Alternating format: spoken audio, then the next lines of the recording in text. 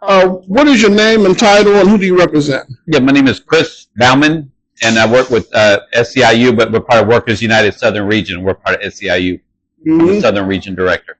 And what are you guys doing today? What is this all about from your perspective? Yeah, so we are on a journey to Louisiana because our union, like so many other unions, churches, community groups, we're concerned about what our president is doing with ICE. It's targeting regular working families, immigrants from around the world, and just the police state that is happening in our country, the attacks on people that are innocent, that are just here working, that are community members alongside of us. So we're standing up for justice. And we wanted to stop in Selma, one, just because we have members here. Our union, Jannie Thomas, is a union member, but also just because of the important history here to honor the march across the Edmund Pettus Bridge with John Lewis and the local community folks. And we're trying to keep that tradition alive with this march that we're going to be doing in Louisiana. Now, where are you based? Atlanta, Georgia. Okay. I'm from North Carolina. It's my home. But I live in Atlanta now. But I've been an organizer, community and labor organizer in the South for over 35 years. Is it still difficult for labor unions to organize in the South? Well, it is. What we find is that there's a real desire from people in the South to have unions. The hard part is the federal laws don't make it easy to organize a union.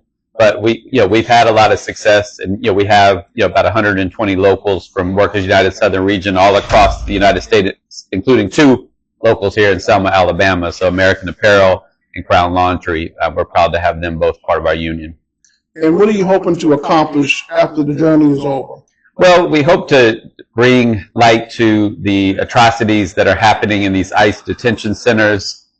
People are going missing. People are dying. People are in inhumane living conditions. And we just wanted, to stop ICE from being in our communities and stop treating people this way. In many ways, it's almost like we're going back to a new type of Jim Crow and things of that nature, right, where you try to make people different. And we're worried that this is only the start, right, that they're coming after the immigrants now. They'll be coming after labor unions next. They'll be coming out against other people of color. And so we got to stand up now to try to stop things before it gets worse, is our hope. Now, the Trump administration, according to some news sources, has said that ICE should be focused on targeting people who are in the nation illegally that are already felons, and that they wanted to not target farm workers and hospitality, or the hospitality industry. What do you say to that? Well, but they're lying, right? Because they're not focusing on people just with felonies, because that would be a very small group, right, of people, and we would probably not even notice that things were happening. But they're doing the opposite of what they said they weren't. So they're going into workplaces. They're going out into the fields with farm workers. They're going to Home Depots where day workers are waiting to get their jobs. They're just picking up people in the street. I live just south of Atlanta in Tyrone, Georgia. The last 2 weekends, I have myself personally witnessed ICE out arresting people. Just they're just doing random stops along the road, and so clearly they're not targeting felons. They're targeting everyday average folks. And we believe, as Jesus said, as you done unto the stranger, you done unto me, right? And so folks, strangers in the land, we need to treat with dignity and respect, just like we would any other human being.